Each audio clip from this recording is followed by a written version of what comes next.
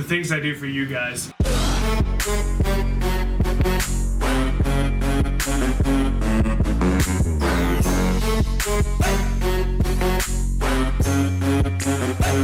YugiNoNo does not use tools. He's not a carpenter. Like Jesus. But you guys know I'm the real Yugi Jesus. It's fine.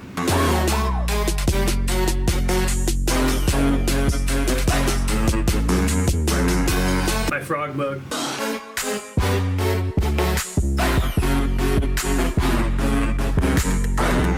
Everyone asks me if we're from Texas. Fuck Texas. YugiNoNo. King prepare. All right, guys. So as I promised, get in here. All right, guys. This is creating more work for me already. To start this off and to kick this off, was my promise to you after making 30,000 subscribers. After you guys have gotten me to 30,000 subscribers, I'm changing some things up. Obviously, we're going to be doing some more skits, or I'm going to be doing some more skits. We're going to be diversifying the content on the channel, which is where this comes in, because you guys, have sent me and made me mats that have been sitting around, and it's been a shame. So, if what's his name? David Cassidy, whatever his name was, I can't read your writing, I'm really sorry, but thank you so much for sending me these mats. I mean, I'm putting them to use now. I'm putting them to use now, and I really hope that you approve. I really, really do. But that's not going to be the subject for this video, guys. For this video, I'm going to be here with Blake, a member of my team, well, former member of my team. He plays Pokemon now. I still play Go. You traitor piece of shit. But he plays a lot of competitive Pokemon now. He just thinks that Pokemon is a better game overall. And he has some really good points that we were talking about earlier that I wanted to make this video about. So first off, why is the Pokemon prize support better than Yu-Gi-Oh? You get money, actual cash value. And just for signing up and paying your entry fee, they give you a promo card along with a playmat. So you get your regional playmat and a promo card just for signing up. So right there is $20 in value in general. And the mats, are they made out of the same mouse pad material? The same mouse pad material that you get for Yu-Gi-Oh! So it's still a high quality mat. I prefer these over Spellgrounds, but they're just in general great mats, and they have awesome artwork, especially if you love Pokemon, obviously. But yeah, because we're all nerds. I mean, we all want that nostalgia. Exactly. You gotta be the very best. And then, so now what I want to be the very best. So it's the same kind of mats, but how much money are we talking for this? Because I actually know nothing about Pokemon, guys. Yu-Gi-Oh! Was the only game that I played. I collected Pokemon cards as a kid, and I played the Game Boy games, but I never actually played the card game. So this is literally news to me, besides, I heard some of it earlier, but I was like, just hold on. We need to make a video on this, because this is insane. So, then we got sidetracked doing this. But so how much cash are we talking for a regional, for a local? So first place regional, if you for top at regional, you get first place is $5,000 cash, along with booster boxes. You get booster boxes of cards as well. And $5,000. And $5,000. Jesus. Second place gets cash. Third, fourth place gets cash, and they all get booster boxes or top up to top 64, and depending on how many people are actually at the event, get booster packs or booster boxes. So just the prize support in general is better. Because, what do you get for Yu-Gi-Oh? You win first place and you get a fucking mat? Yeah. Woo! I get a mat. Yeah. And then, if you get first at a YCS or, at a regional, you get a trophy. Well, you get trophies too. Yeah, so you get money, booster boxes, and trophies. I forgot about that. Oh so you get money, boosters, and trophy. That is insane. Yu-Gi-Oh! It seems like the prize support just sucks. Konami just prize support does. Yeah, it really does. You guys are horrible. That's partially due to the reason why I quit. Just because the prize support's terrible. Yeah. And the regional events are a lot larger because there's not as many of them. Mm-hmm. There's maybe 12 a year, whereas there's 2 every weekend for the whole year for Yu-Gi-Oh! So it just gets mind-numbing, especially have to travel to everywhere. Yeah. And they're 2 or 3 day events. That's insane. So how much so if you go to Worlds, Yu-Gi-Oh! World Tournament, it's not cash prize either. Worlds is cash prizes. For Yu-Gi-Oh? Or for Yu-Gi-Oh, no. Yeah, that's what I'm saying. Like, so Yu-Gi-Oh, not even Worlds for Yu-Gi-Oh is cash prize, but how much is cash prize for Pokemon? 50 grand. And if you're a junior or what they call a senior for the younger kids, they don't get cash. They get $50,000 scholarships. So you get college or you get a car. Yeah. So the way it works is like there's age divisions for you literally win a car. Like what? There's age divisions. So there's junior, seniors, and masters. So you're not playing against little kids. Like with Yu-Gi-Oh, you just mash together. It don't matter if they're 8 years old or 50. They have dragon duels, like for like the little, like smaller kids. You know what I mean? But most of the time, it's still, if you want to get any kind of recognition, the younger kids have to compete with the adults. Right. So they have different age divisions. They all get different. Like they give them 50 grand for juniors, 50 grand for seniors, 50 grand for masters, and then the second place gets like 25 grand and just tiers down from there. Wow. So, I mean, just overall cash division, and money's not everything. I get that in general, but it's a big thing, too. It is a big thing. It literally makes the world go around. But I'm not trying to beat a dead horse here. Like, the purpose of this conversation is so that I can ask this question. Do you think that if Yu-Gi-Oh gave out cash prizes, that there would be less thievery and less... Oh, 100%. Just that, here's another thing, too, is like the Pokemon community versus the Yu-Gi-Oh community. And I was in the Yu-Gi-Oh community since 2000. So yeah, we've been 16 playing for a long years? time. Yeah, he's played longer than I have. I mean, I played since the original starter deck Yugi whenever I bought it at a Come and Go in Tulsa. Damn. So they were selling it on the shelf as like $9 or $10 or whatever. That's whenever I started. So I played the game for long, had a few breaks in between here and there, but in general, I've played the game for over 16 years, either online or in person. Yeah, to give you guys perspective, I haven't even played close to that long. I mean, I haven't even broken probably 6 years of play total. Really, I haven't. Like from the time I was a kid till now, like I really have not played all that much. You know what I mean? Comparatively speaking, just for different reasons. You know what I mean? Just for different reasons. But the next thing I wanted to talk about is card prices. So not only is prize support in Pokemon better, but the card prices are way better. The secondary market in Pokemon is way better regulated. Yeah, it's better. So explain this. So right now in standard format, which is the way they work out, they don't have ban lists. They technically do. They have 2 cards banned. Woo! We have over 100. Okay, so they have in standard format, competitively speaking, the most expensive card right now is a supporter called N. It's a full art supporter, and the reason it's so expensive is because it's a pretty full art, and everybody plays 4 of them or 3 of them. It's $100, or you can buy the common version for like $1. So, whoa! So a meta card. A meta card you can get for $1. For $1, yeah. Like right now, the most broken card in the game, like a tier 0.5 or tier 0 deck in general, because it's won like the past 5 regionals, is a card that's Garbodor. This card right here. Okay, this is a $2 card. Okay, supporting monsters for the game, like right now the most expensive, like GX is what they call them because they got rid of EXs. Yeah. But they have this card here, which is $35. It can go all the way up to 70 because they have different rarities of it, but $30. And most decks either play 2, sometimes you can play up to 4. That's crazy. But genuinely speaking, like with Yu-Gi-Oh, like you remember buying Eccentrics? Yeah, I bought when Archfiend Eccentric was like, it first came out as a secret rare. I think I paid like $70 or $75 a pop for a playset, and that's over $200. Mm-hmm. You know what I mean? And now it's $1.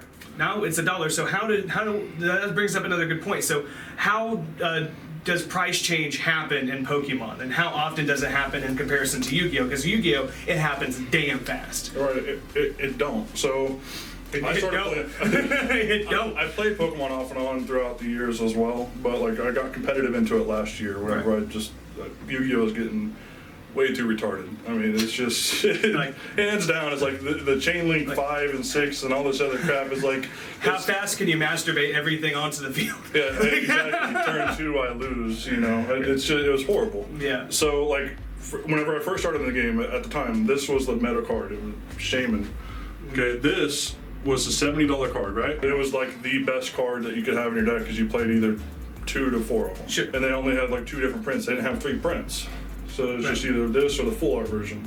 So $70 or like $100 for the full art. In a year's time, this card has went from $70 to $30, $20, $30-ish, which isn't bad. I mean, that's spread out over an entire year. Yeah, that's really good. It's just been power creeped a little bit just here and there. Well, then again, some cards in Yu-Gi-Oh will hold their value that way too. Like Cyframe Omega is a really good example. That card was like expensive right when it came out, pretty much, and maintained its value for a very long time. So, I mean, it's not completely uncommon, you know, for cards to not hold their, for cards to hold their value in Yu-Gi-Oh.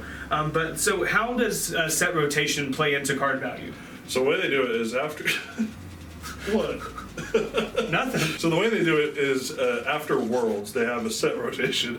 They only rotate anywhere from 2 to like 4 sets, and the way like they don't like spit out booster sets like every, you know, month almost. Like Yu-Gi-Oh, it seems like every time you look up there's something new coming out. With Pokemon, it's like every 3 months. They spread it out. It's like 2 or 3 months between booster packs. Well, look, for regular booster boxes, it is 3 months between Yu-Gi-Oh as well. But like they have all these like mini packs. Yeah, they do like Dragons of Legend and Duelist Saga and yeah. So they have all these absurdly, you waste your money on them at the end of the day because nothing in them is worth a damn. Especially like it's the like last one card out of like 80 cards. Yeah, especially like the last Dragons of Legend. We had Dragons of Legend 1 where it had some money cards in the Fire Hand, Ice Hand. But then you had the last Dragons of Legend, which was like, I don't think there was a single money card in that. I think you lost money, if I remember, buying that, which is insane. And then we have, you know, sets like Maximum Crisis, where like, you know, the pull ratios for foils are like, your good foils are way lower, but you have like, you know, Ash Blossom. Ash Blossom? Yeah, it was like $70 to $100. And like now it has gotten cheaper, but still, the fact remains, like the ratios are just dog shit. So I'm going to ask you, like, how much better are the ratios, you know, for like a full art Pokemon card? You know, I mean, trying to like, how does it work in comparison to like trying to pull a secret rare, for example? They have the same like Yu-Gi-Oh. They have rares, they have ultra rares, secret rares. Okay, so there is no like super rares. I guess a super rare would be like a reverse hollow rare, I guess. Yeah, what you were showing me earlier, yeah. But like in general, like most booster boxes have anywhere from 6 upwards of 12 between a mixture. You're gonna get like at least 3 or 4 secret rares and a bunch of like full arts or just. It's a lot better pull ratios for one. You get 36 packs per booster box, and it's $100 per booster box. On that side, you get 24 more packs, because Yu-Gi-Oh is 24, isn't it, for booster box? Yeah, 24. So they're what, $80 or $90 normally? Yeah. So you spend an extra $10 to $15 more for another 12 more booster packs. That's really good. And then you also get the little code cards, because one thing about Pokemon that does suck compared to Yu-Gi-Oh is the like, one thing that does suck is like the online playing. You have like they have Pokemon TCG online. Like you have to buy booster packs to get the code cards to get booster packs on the game because not every card is free. Like Yu-Gi-Oh, like Yu-Gi-Oh. YGO Pro, YGO Pro. That's something that sucks compared to. So there's no fan-made equivalent of Dueling Book or YGO Pro. No, gotcha. Yu-Gi-Oh, like their Pokemon snip that in the ass. Like they shut anything down like that. Oh, still, so that's like the one good thing about Yu-Gi-Oh versus Pokemon, but that's not because of Konami. That's because of us, the fans. We rebelled against them not having a decent online platform, so we made one for ourselves. You know what I mean?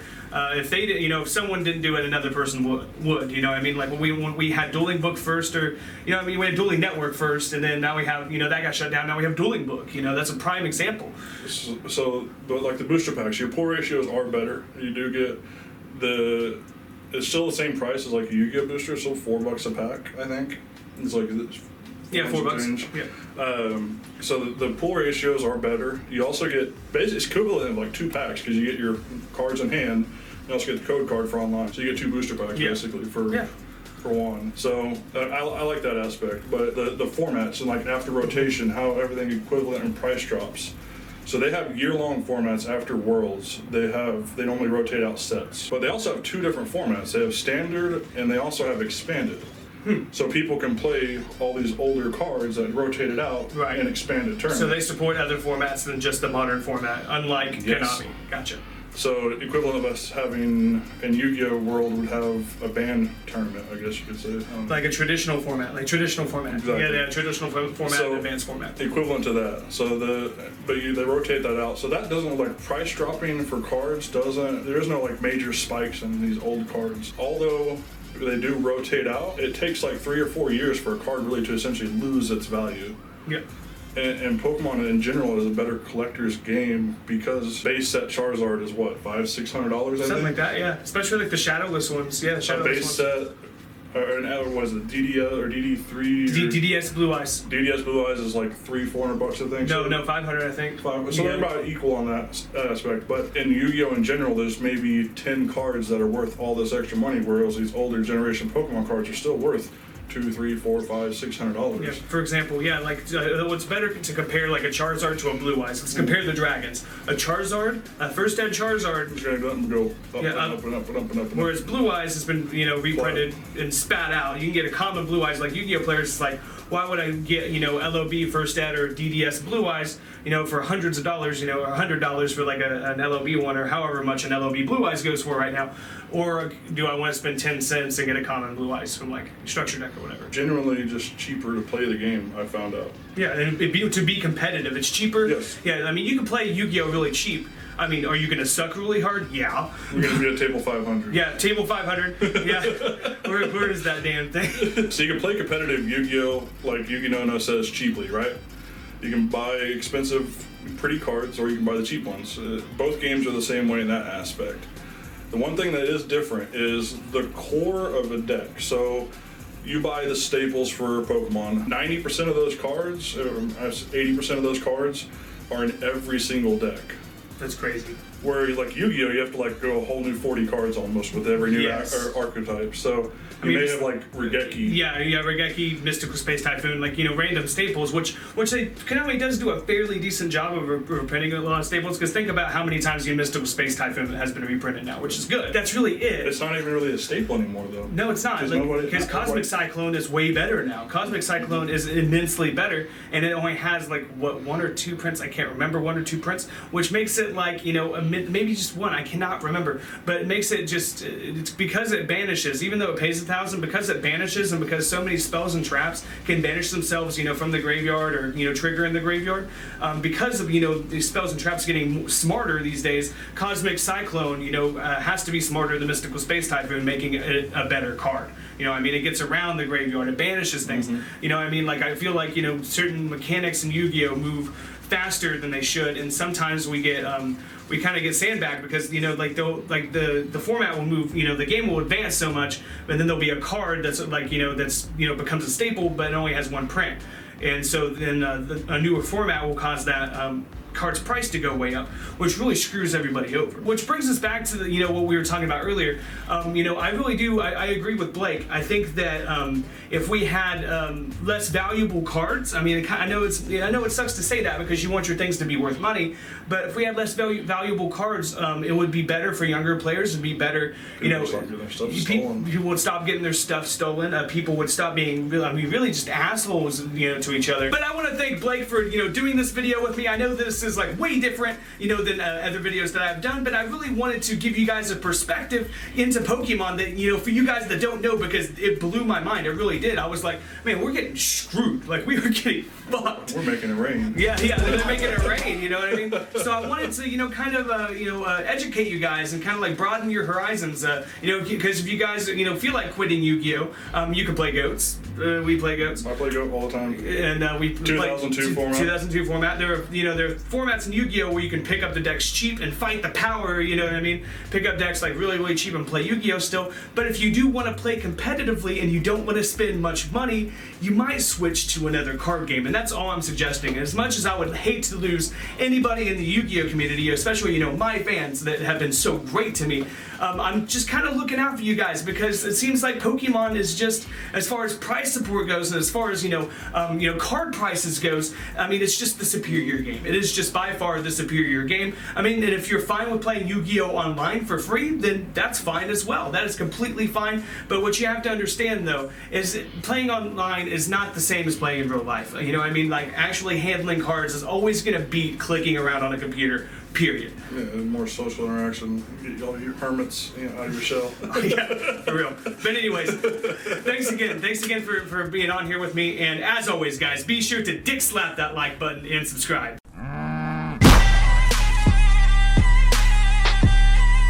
Subscribe.